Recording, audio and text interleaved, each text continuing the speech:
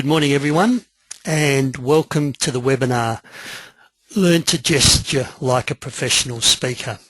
So this webinar comes about from the great importance that we need as speakers, trainers, presenters, the great importance we need to focus on our body language, our non-verbal communication, and in particular on this webinar I want to talk about your gestures, the way you use your platform, the way you use your eye contact.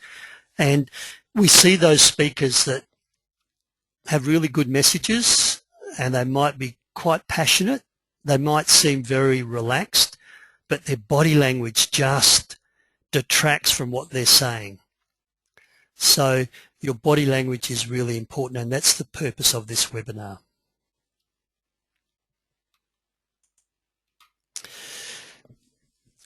A little bit about me. So Peter Dew's my name, and I've been doing speaking and training and coaching in the area of public speaking and presentation skills for quite a while now, full-time as a business for the last 5 years. Prior to that, just in a volunteer capacity.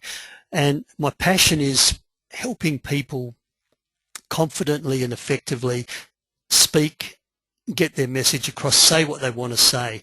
I used a quote yesterday from James Earl Jones. James Earl Jones is the voice of Darth Vader. James Earl Jones said there's nothing harder than having something in your heart to say and not having the courage to utter those words. So if I can help people have the courage, the ability, the confidence to get their message across, then that's my job, that's my role. My passion comes from my own journey, for those of you who don't know me, and that is as a person who stutters and having much of my life not being able to get my message across, taking a back seat, being afraid to speak up. And I don't want anyone else to unnecessarily go through that journey. You probably know how to reach me through my website and my email address, which is at the bottom. So how to participate? Please ask questions as we go.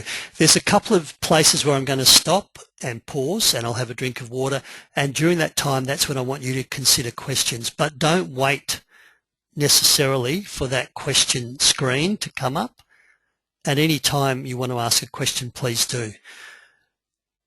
Raise your hand, and you can type, raise your hand and I'll open up your microphone, or type directly into the question box. I've tested a couple of people on the webinar and the microphones are working well, so we can open up your microphone. You can speak your question, everyone will hear it. Please take notes, do participate, it makes it more interactive, more learning, and think, how can I apply this knowledge or this logic to myself? Does this apply to me? Not everything I say will apply to everybody. Some aspects will apply to you, some aspects won't. So you need to think, analyse, filter what knowledge, what tips are going to work for you and what won't work for you. So that's how to make the best use of the webinar.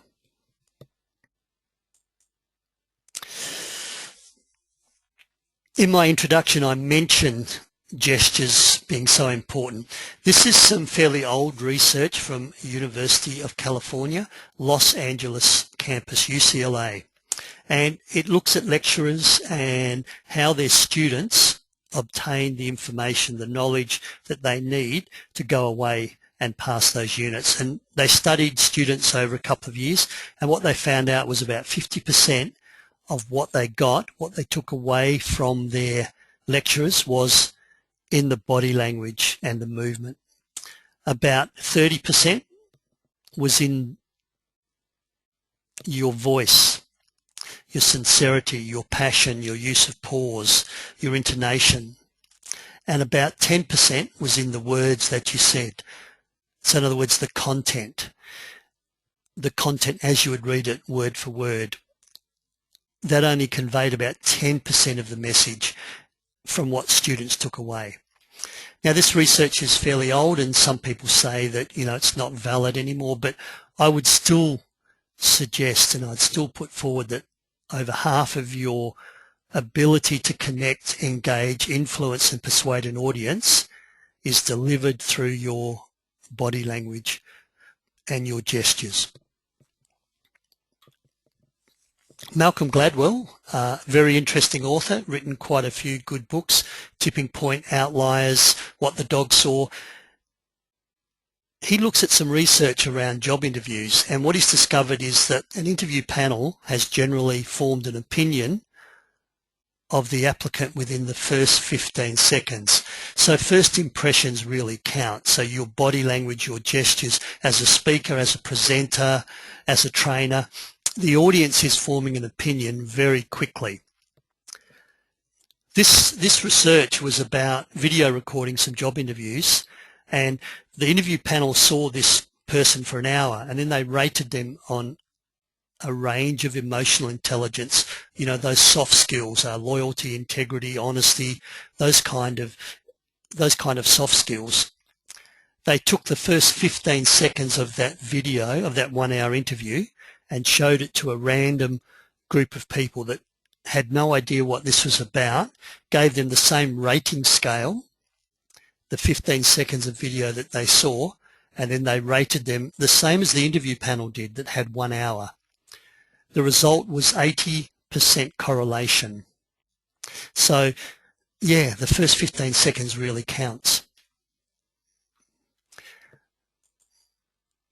Of course, Barbara and Alan Peace, they're two Australians that do a lot of work around the world in terms of body language. They've reported that women make an opinion, a point of view of someone within the first 4 seconds of seeing them. Men take about 7 seconds. So your body language, your gestures are really important. So today's webinar is about giving you some tips around the higher level skills. I've done other webinars about, you know, basic stance, resting positions, what not to do with your hands. This is some high level skills around your gestures and your non-verbal communications, because it can make such a big difference the way the audience perceives and the way the audience takes upon your message if you use the right body language, some of the right techniques. A lot of this information comes from Michael Grinder. I was lucky enough to spend 5 days with Michael Grinder in the United States in June this year, and Michael Grinder is probably the #1 expert on nonverbal communications, the science and the art of nonverbal communication, and he's written this wonderful book called The Elusive Obvious. And really, your body language, what you should be doing with your hands is so obvious, but it's really hard to do. It's quite elusive, hence the title of his book. So this is where much of my material from today's webinar comes from. And at the end of the day, if you could all go away and think about your gestural vocabulary, think about what you're doing with your hands, what you could do differently, and also be more aware of what your body language is doing. A lot of people do distracting body language and they're unaware of it. So grow your gestural vocabulary and also grow your gestural awareness. That would be my call or my hope for each of you today. The agenda: eliminate the bounce in your gestures, the smart way to gesture, how to tie in your eye contact with your gestures. I'm going to teach you some skills around 2-point and 3-point communication. There's approachable gestures and there's credible gestures. When to use which, and why would you sometimes need to be approachable and sometimes need to be credible, and what do those gestures look like? And finally, how to use the platform. So this is a little bit about the body language, but the space that you have in front of an audience. You can call it the stage, you can call it the platform. It is your space. That's what I want to cover in this short time I've got with you. So don't bounce your gestures. Bounce is when people put their hands out, and you can imagine people putting their hands straight out about 12 inches apart, and they bounce their hands up and down and they say something like, "This is really important and you all need to take this away." Or they have that inclusive gesture that comes out from the waist, palms up, and then they turn it back in. And through their presentation, they do this repetitive gesture. If you have the same gesture that goes over and over again in a bouncy motion or a circular motion, then it's called background noise. It's not really adding to your content. It's not really adding to the value of what you're saying. So it's background noise. It is distracting, and the repetitiveness does cause concern for many audiences, especially the visual learners. They're going to wonder, what's this bouncy gesture about?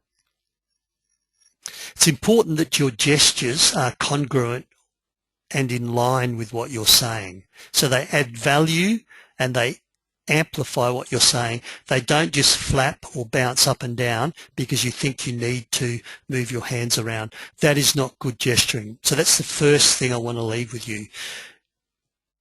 It's the frozen hand gesture that is intelligent, that comes across as confident and also competent, as opposed to the bouncy hand gesture.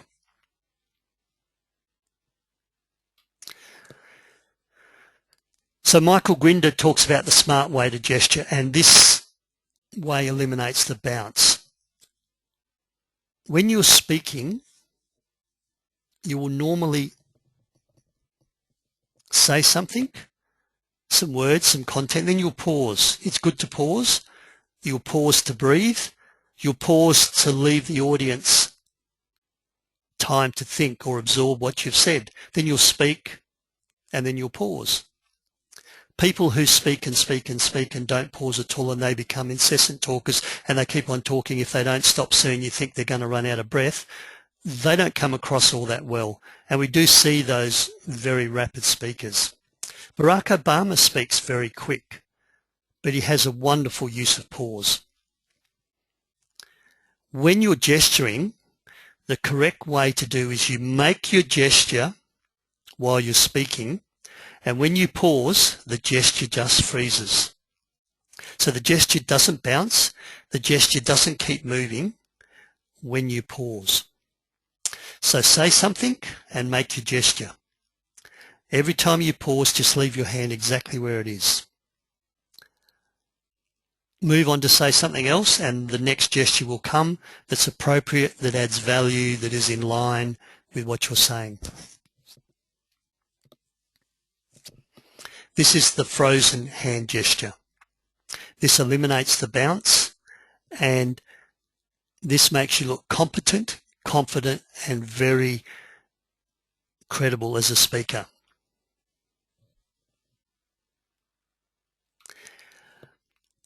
I've just posted on my blog a short YouTube video of Michael Grinder demonstrating the frozen hand movement and 6 ways to make a wrong first impression. So one of the things Michael does is he teaches you how not to gesture so that you understand what some people do wrong, and then you can become more aware and more efficient of the correct way of making a gesture, the frozen hand movement. 3 wrong ways to make a first impression. I'm just going to talk about 3. I'll talk about the other 3 ways in the 6 ways in a fortnight when I talk about your voice and using your voice. But what happens, the first wrong way is you speak, so you gesture. When you come to the pause, rather than freezing your gesture, people drop their hands back to their thighs. So they'll make a gesture, then they'll pause, and the hands will go back to the thighs, sometimes even making a slapping noise. So you'll see people, they'll gesture, then they'll drop their hands to their thighs or to their side. This is called going to the gymnasium. It seems like they haven't been working out, so they speak, then they drop their hands. They speak, then they drop their hands. So that's called going to the gym. That's one wrong way to gesture. The second wrong way is, it's called belly button insecurity. So after every pause, people will bring their hands back to their midriff. They'll make a gesture, they'll go out, and straight away it's almost like, wow, I've lost where my belly button is. I better go back and check my belly button's there. the hand goes out and comes straight back. So that's not freezing the gesture when you pause. It's coming back to the midriff. Belly button insecurity. So that's the second wrong way to gesture when using the frozen gesture movement. The third wrong way that I'm going to talk about today is called milking the cow. So at the end of each gesture, when you pause, you just give your hands a little curl. And your hand can still be extended, and you pause and you give those fingers a curl. It could drop by your side and you just curl those fingers, milking the cow. You'll see speakers on television at the end of each sentence, at the start of each pause, they'll just give their hands that little curl. That can be distracting. So frozen hand gesture. Say something. While you're speaking, make that gesture. And then when you're pausing to take a breath, to give the audience time to absorb what you've said, just leave your hand frozen. When you finish with your gesture, you can just thaw it out and it'll just drop back to your side or whatever your resting position is. Feel free to have a look at the YouTube video. Michael does it a lot better than me. I can't show you the video over webinar because generally the bandwidth is insufficient and the video will become very jerky. But if you go to my website and my blog, you'll be able to watch Michael Grinder. It's only about 2 minutes, 3 minutes. Very clever demonstration. I'm going to pause for a moment. Any questions? Put your hands up or feel free to type into the dialog box.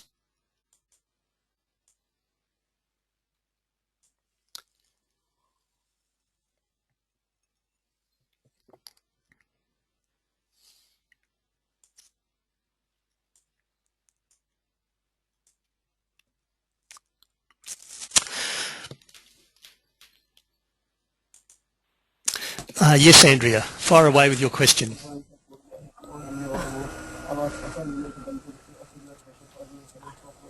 Are you there, Andrea? Yeah, I'm just about to do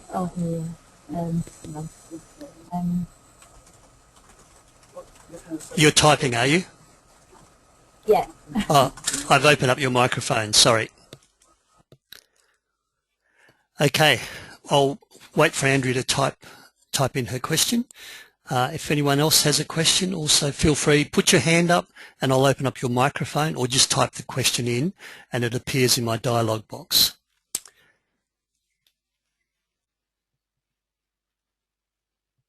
Okay.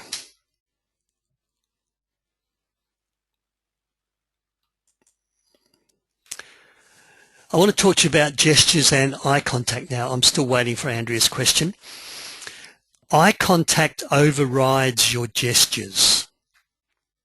If you're pointing to something and you want your audience to look at where you're pointing, the flip chart, the whiteboard, some audio-visual prop, your eyes need to go where your gesture goes. If you look at this image on the left with the red cross, the gentleman is pointing to a flip chart and his eye contact is firmly fixed on the audience.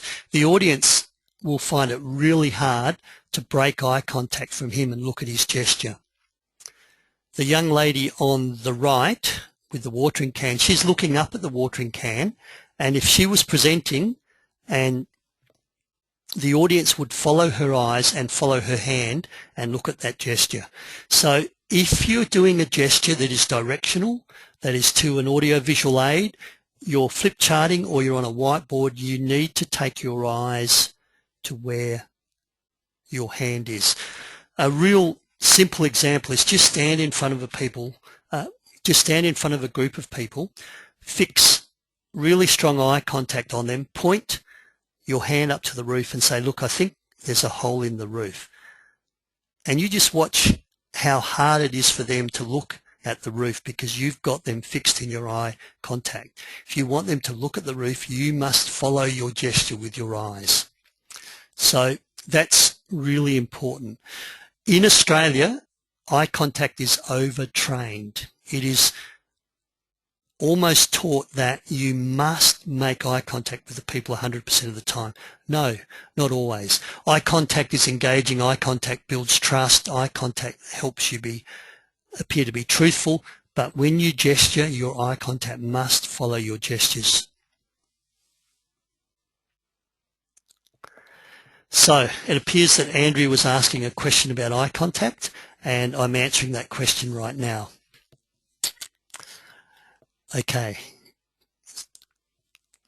So eye contact overrides your gestures. So moving on with eye contact and moving on with gestures, I want to teach you a tool called 2-point versus 3-point communication. 2-point communication is when you're speaking to someone one-on-one. You're making eye contact with the person, you're gesturing towards the person, and you might be informing them, praising them, or having a discussion with them. And the eye contact is directly one-to-one. And that can be one to group as well. So you might have a group of 5, you're the speaker, you're looking at that group. That's called 2-point communication. 1-point communication is when you gesture towards yourself and you look almost down to yourself. I'm not happy with this. That is 1-point communication. 3-point communication is when you point to a third object, a report, an attendance record, a piece of paper, a whiteboard, a pathology report. Now, you generally use 2-point communication for positive communication, and you would go to 3-point for negative communication. So if you're speaking to someone and they've submitted a fairly poor report, if you look at them and do 2-point communication and say, your report falls short of what I expected, all of a sudden the person feels that they are a bad person. The 2-point communication is implying that they have done something wrong. When you're giving negative news, if you point to the report and your eye contact leaves the person and you look at the report, their eye contact will follow your finger, your gesture down to the report, and you look at them and you say, this report is not what I expected. Then you can bring your eye contact back up to them and you can say, so I want to help you fix this report up. And when you say fix the report up, you would go back to the report. Doctors are being taught to use 3-point communication. Let's say you've got a pathology report that's got some bad news, and the doctor looks at you eye to eye, 2-point communication, and says, I've got some bad news for you. Your pathology report shows you that your liver is not very good. Just imagine how that feels. If the doctor instead puts the pathology report down on the table, down on the desk, and points to it, and your eyes go down to it and says, your pathology report here shows that your liver results are very bad. Then they look up to you and say, so my role is to talk to you about what our next steps are to fix this problem. So 2-point communication tends to be when you're communicating in a positive environment. And the third point, you take it away from direct eye contact to an attendance report. Your absenteeism is up by 10% or your attendance is down by 5%. Take it to the report. Have that bit of paper so you can move from 2-point to 3-point communication. A really powerful way of I guess, making the person not feel bad. And I come from a position that people are intrinsically good. They try to do the right thing. Sometimes they fall short. Sometimes things don't work out. So it's not that they're bad. It's the report is lacking in Chapter 8. So I want to go to the report. It's the report that's the problem. And I want to go back to the person to help them see if they can correct the report. 2-point versus 3-point communication.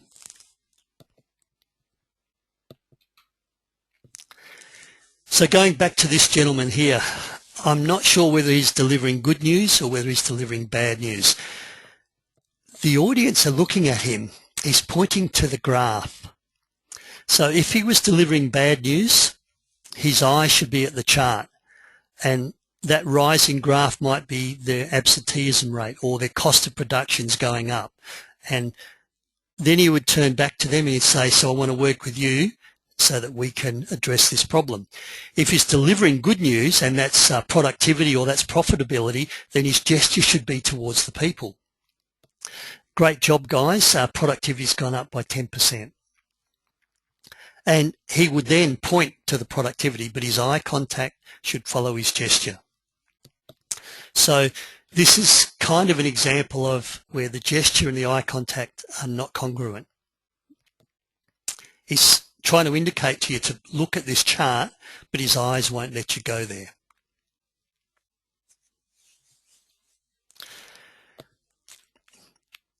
Just taking it a step further, 4-point communication. And 4-point communication is out the room, outside the room. And it's maybe there's a problem, maybe there's an issue, and you can point literally out the window. You can point out through the wall. Out there's people over 65. There's West Australian retirees that are really suffering. Then you bring it back. So as a group of aged care workers, I want to work with you to equip you so that you can really address and then go back outside that issue out there. Take the issue outside the room. That's called 4-point communication. It doesn't have to be out the room, it can be on the back wall. So maybe you've done some brainstorming and you've got some flip charts, you've got some whiteboards, and they're on the wall or they're at the back of the room. So if it's a distance away, it's called 4th point. So the 4th point is outside the room. So you could point to a flip chart on the wall and you would look at it and you'd say, so the issues we've identified there, we need to address. So 4 points probably good for a larger group. So like a seminar or a large workshop. 2-point, 3-point is probably better for one-on-one or a smaller group of 5 to 10 people, where you would point to the flip chart or the whiteboard in the front of the room. Good news, move to 2-point. Bad news, 3rd point or 4th point. Just another example how you can use it if you are receiving news yourself, so it's your supervisor giving you feedback. Let's say you have a report and your supervisor is giving you feedback to your report and you're passing them in the corridor or you're at a meeting and you say, and you hold the report in your hand and you say to them, how did you find my report? And the supervisor says, chapter 4 needs some fixing up. What you would then do is you would then extend your hand, take the report away from you and point to it and say, chapter 4 will be rectified as soon as I can get to it. So you move it away from you. Let's say the supervisor, your boss, says, that's a brilliant report. You then bring the report in, you clasp it to your chest, to your heart, and you say, I'm really glad you liked my report. So if it's good, you sort of own it. If there's a mistake, it's not that you've done anything wrong, it just needs more work. So you sort of distance yourself from that report. 2-point, 3-point, 4-point communication. Very powerful stuff.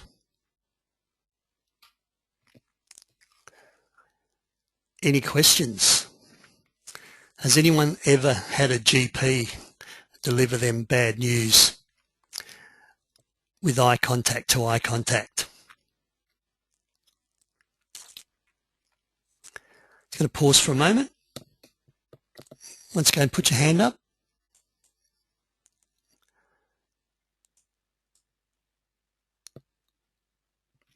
And I'll open up your microphone.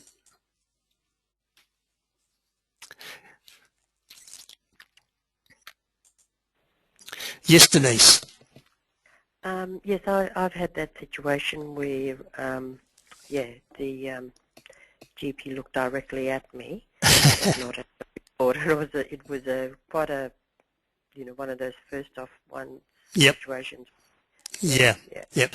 And so it can be a pathology report, it can be an X-ray, it can be anything. As soon as they point to that, I'll just close your microphone, Denise. As soon as they point to that third object, they're taking it away from you.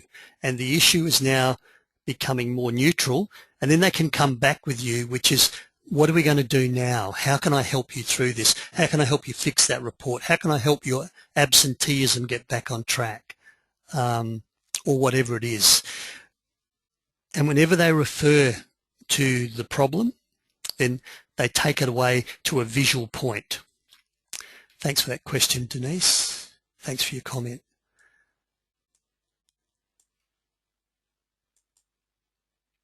Okay. 2-point, 3-point communication. Eye contact overrides your gestures. Approachable versus credible. Approachability versus credibility. Sometimes in your presentations you want to be approachable. Sometimes you want to be credible. Generally at the start of a presentation, as you're building trust and connecting with your audience, you want to be more approachable. So you want to be inviting, you want to be welcoming, you want to build that trust, that rapport, that connection. But later on in your presentation, you want to deliver some good material. You want to deliver those gems of information, those nuggets, the next steps, what people need to do to overcome this problem. And then you want to be credible. And then as you wrap up, as you conclude, you may want to be a little bit more approachable. So is everyone cool with this? Does everyone feel that they can now go away and move their organisation or move their clients to a better place? Does everyone now feel that they have more understanding on the steps they can do to help people with intellectual disabilities? You don't have to be credible at the end. So generally in creating a speech cycle, start off being very approachable, build your connection, then move into your credibility, build your credibility, deliver your lessons, your content, and then drop back to a more approachable as you wrap up and get buy-in with your call to action.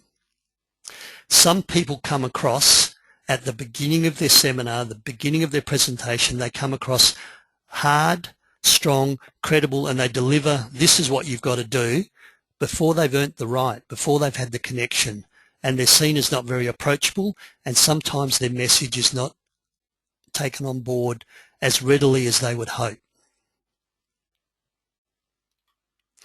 So approachable body language, just generally, it's palms up. So you'd make open gestures. So guys, what do you think about that? And you could move that gesture towards you. Once again, using your frozen hand gestures. Come on a journey with me. What's your point of view? That's the approachable gesture. Of course, the reverse is your credible gesture. And it can be two-handed, it can be one-handed. It doesn't have to be flat. It can be sort of a cupped, and it can even be on the side. So some people put their hand on the side. As long as it's not bouncing up and down, that is still quite credible. So if I use that gesture and I stand out the front with my palms down and I say, okay guys, I'd really appreciate everyone's open opinion. Can you let me know what you think? People are going to say, hang on Peter, you don't really want to know what our view is. Whereas if I say, okay guys, I want everyone to share their opinion, their point of view. I really value what you're saying. That's the right body language to be approachable. So sometimes you need to be approachable, sometimes you need to be credible.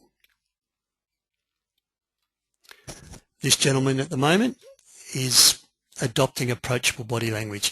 You can be approachable all through your presentation, but when you come to the hard sell, the hard lessons, the important points, if you're still approachable, people may not buy it. Taking approachability and credibility a step further, credible people, your head is held still. So as you're speaking, your head remains relatively still. An approachable person, their head will bob up and down. Our previous Prime Minister, Julia Gillard, when she was speaking, her head bobbed up and down quite significantly all the time. And sometimes she didn't enjoy the level of support, the level of credibility with the Australian people that perhaps she deserved. So just be aware when your head bobs up and down that that isn't approachable. If you want to be credible, then you need to keep your head still.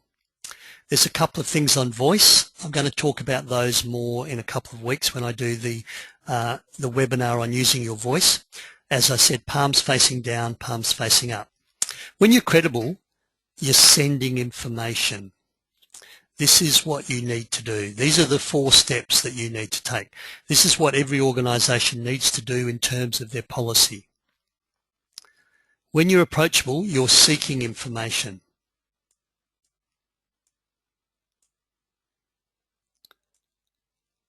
So at some stage in your presentation, you'll be sending, you'll be telling them what they need to know. Other times you'll be wanting to have open discussions, you'll be wanting to involve the audience, so you need more approachable body language, softer body language. Your head being more encouraging, more bobbing, more nodding. When you want to be credible, then your head needs to be still.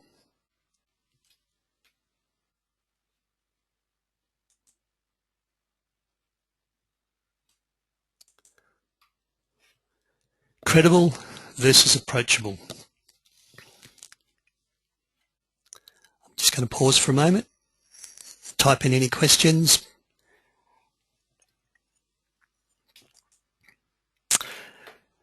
Yes, Caitlin. Could you just go back to that table? I just wanted to write it down. Apologies. Thanks. Thank you.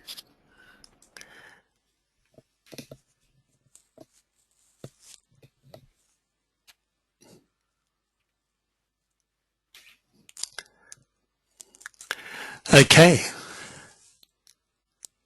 If anyone did want some information, I didn't leave the slide up long enough for you to take notes, then please do send me an email and ask me that question after the webinar. Okay. I don't see any more hands up. No questions in the dialogue box.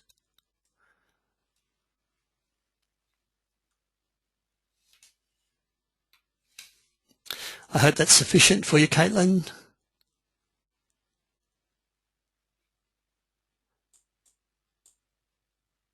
Okay. I want to spend a little bit of time on using the platform. So you're before an audience, you've got that stage, you've got that space before you. How do you make effective use of it? Certainly one thing that I would recommend as a general rule is not to stand behind the lectern.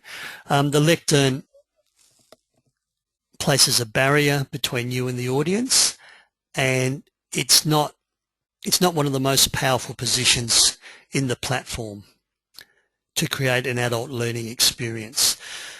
Sometimes at conferences you're expected to use the lectern, but even at conferences, big 5,000, 10,000 people conferences, you see the professional speaker that they hire, the motivational speaker that comes on and really G's up the audience and inspires them.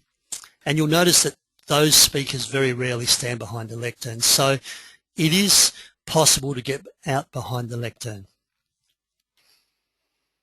The reason it's important is these are the influential positions on the platform. In the middle of the stage, standing a little bit forward, so position number 1 is the number 1 most powerful position.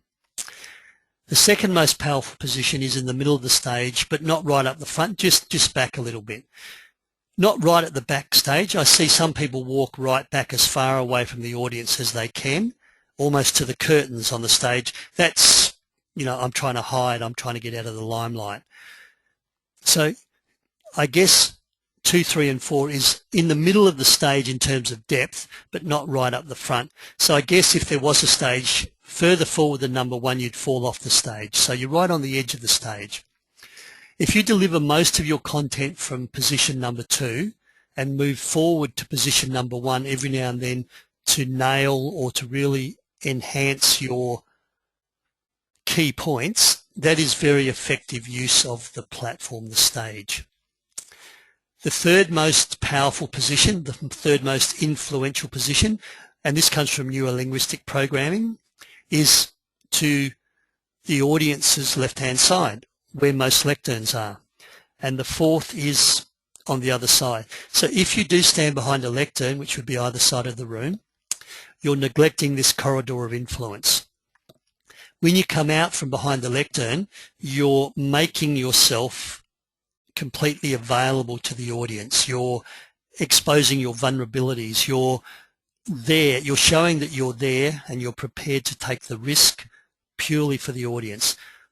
Behind the lectern, you're just not quite prepared to fully give of yourself, and it is a barrier. Standing behind tables when you're presenting is also sometimes poses a barrier. I'm not talking about at boardroom meetings where you have to stand behind a table, but if there's a table up the front, you've got your data projector on the table and you deliver your whole content behind the table, that is just another form of a barrier, another form of a lectern.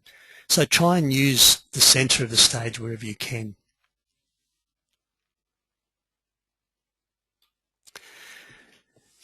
Past, present, future. This is a concept called time series anchoring. You can anchor time on your stage. From the audience's perspective, the past to you as the presenter is on your right or their left. The present is in the middle of the room and the future is on the left-hand side of the room from the audience's perspective. So, and if you ever forget this, just look at a piece of paper with text written across it. The way the text flows is the way the time series moves. So where the writing starts is the past, and as it moves across and finishes, that's where the future is. And that's for 80% of Western people. Their past is on the left-hand side. I don't know whether it works for Arabics that start writing from the other side of the page, and I don't know if this works for Chinese that write up and down the page.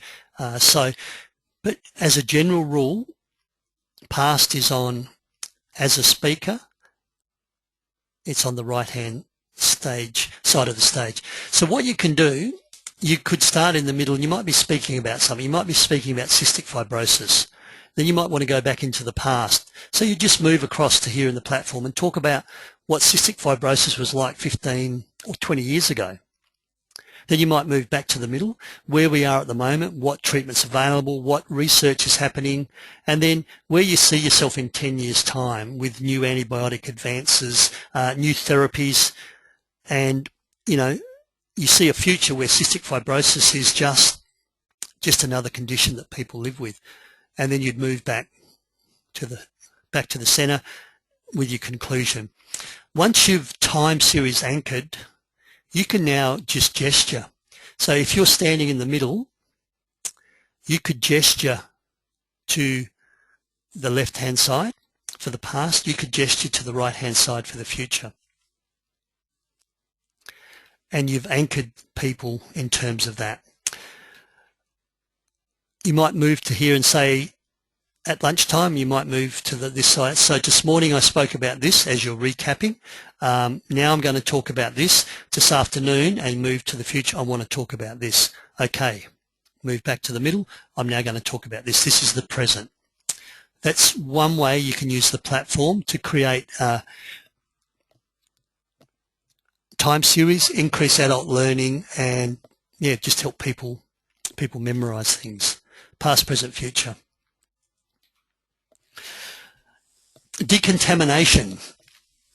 Decontamination, this is using the platform to decontaminate something. So let's say you're presenting mostly in the centre of the room. Decontamination would be when you move off centre, maybe back a little bit, and then you deal with an issue that's not your core issue. Decontamination is great for good cop, bad cop. Let's say you're delivering good news, so you take the centre of the stage and you're delivering good news, but there is some bad news that you need to let the staff know. There is some negative implications. Don't deliver it from the same spot or you will contaminate your good news spot. And generally the centre of the stage forward, that's where you really nail your important points. You need to move to another position in the stage to deliver the bad news. Let's say you have a difficult question. Once again, if this is your centre of influence, this is where you're delivering the good news, and someone asks you a difficult question that's going to require a contentious response, don't deliver your response from here. You will contaminate that space, and the audience will then not know whether that's where the positive information is coming from, the positive message, or the negative message, and you'll lessen your impact. So you decontaminate and you move to a different spot in the stage. It's great when you're trying something new. Let's say you're a person who likes to start a presentation with a joke. I'm not very funny. I can't start my presentations with a joke. Some people do. Let's say you're trying a joke for the first time. Don't start your joke here. What if it falls flat? What if nobody laughs? This position is now contaminated. So what you would do is you would start your joke from off centre a little bit. If everybody laughs and it's a real success, then this can now be your new start that you can move to the centre of the room. Let's say your joke or your new opening falls flat. You now leave that spot, you decontaminate, you move back to the middle of the room and you say, well, we're not here to talk about that, and you physically point to where you were standing. We're not here to talk about that because that's fallen flat. That was a flop. We're not here to discuss that. Move back into the middle. What we're here to talk about is, and you get into your tried and tested material that you know will succeed. Using the platform, really powerful. Lots of other things you can do, which I don't have time to teach. I am going to run a one-day workshop on body language and gestures, and if anyone's interested in this, just do let me know. Using the platform even more, responding to questions. This is just a brief one for you. As a general rule, move away from the person asking the question as you receive the question. Receive the question, then move back to the middle of the room, so that centre of influence, and deliver the response to everyone in the room with equal eye contact.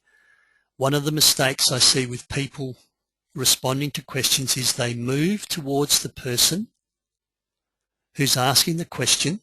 They then respond with eye contact, two-point communication, directly with the person who asked the question. The rest of the audience starts to feel, well, why are we in the room? So this is clever use of the stage. Responding to questions, make the whole audience recognise that the question, though one individual asked the question, everyone is equally important and everyone is entitled to the response delivered to them.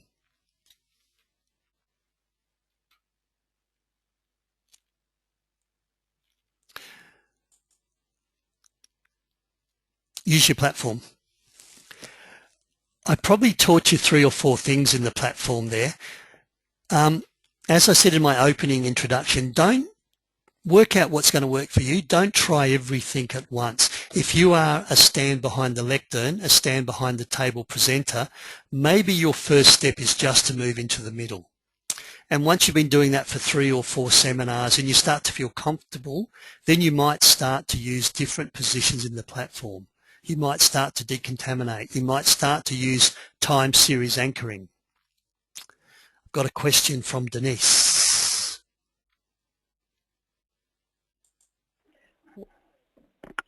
You had a question, Denise? Yes, I do. Yep.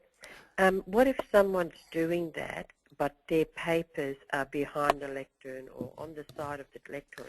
They're moving into the middle, then they're moving back, grabbing something, showing that, moving back, grabbing that. What sort of impact does that have or effect? Yeah, okay. So thanks for that question, Denise. Look, with the lectern and with your notes, I would put notes on a lectern or I would put notes on a table. I would have a couple of versions of notes. I would have a one-page A4 or a one-page mind map, depending on what you use. I would also have my full script. If you need to keep going back to your material, what it means is that you don't know your material all that well. I don't mind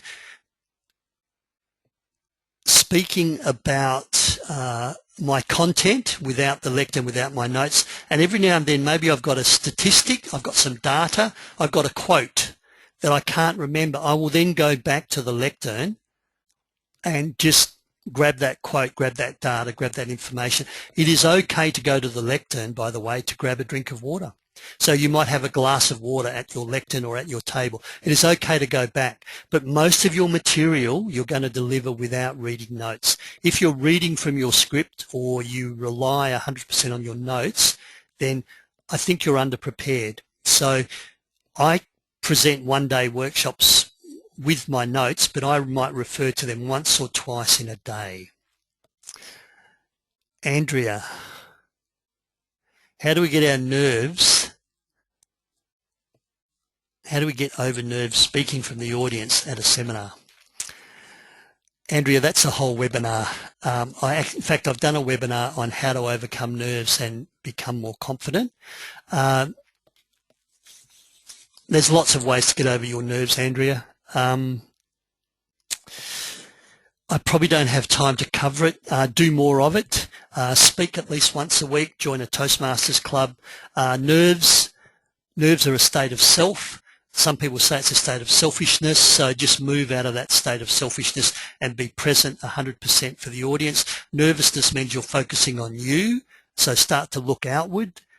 Learn to do deep breathing, learn to relax. Nerves are part of public speaking. I'm nervous before every presentation. Athletes are nervous before competing. If they're not nervous, then they don't get into their peak performance mode. You need those nerves. You need that healthy level of anxiety. It's the fight or flight mode.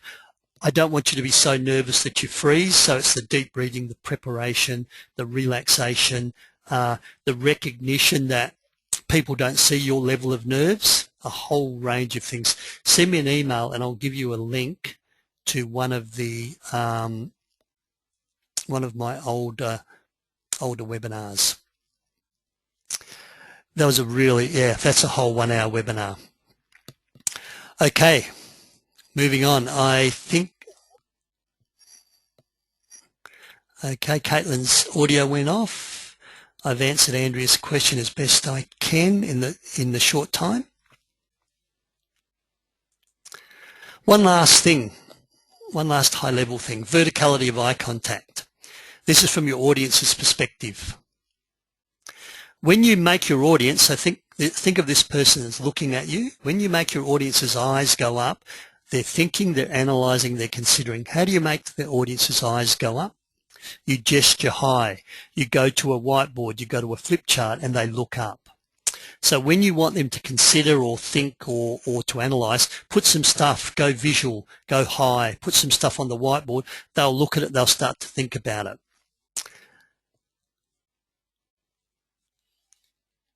When the eyes go down, people tend to feel, they tend to experience, they tend to have an emotional response. You need to gesture low. You need to bring your gestures into your body. Sometimes when you're presenting, you want people to be thinking in that thinking space. Other times you want them to feel the emotion. Imagine what it would be like if you need to bring your gestures in so their eye contact goes down a little bit. So that's the verticality of eye contact. Counsellors, when they're debriefing a trauma, they will stand up and they will write, when they ask people, tell me what happened, they will write it on a whiteboard because they do not want people to relive that emotion.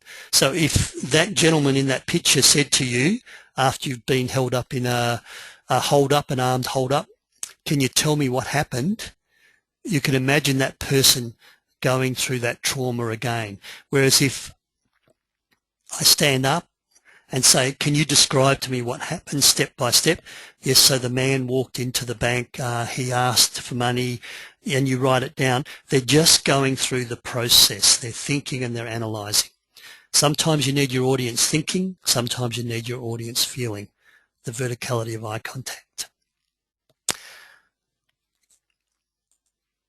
Powerful stuff. Just wrapping up, 5 minutes to go. My call to action for today was do something different with your gestures. Try to grow different gestures. Try the frozen hand movement. Try to eliminate the bounce.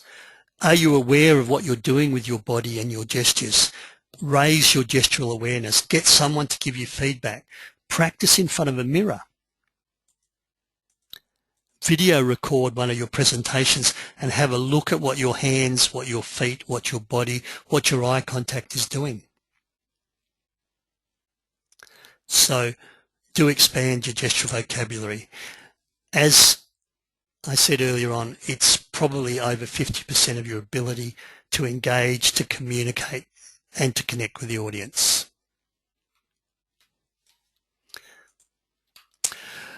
I've got some workshops all around Australia. They're on my website. I'm not going to go through these. Assertive communication skills, winning presentation skills, off the cuff, no warning. All of a sudden the boss calls you in. Can you give me a quick update on that project you're working on?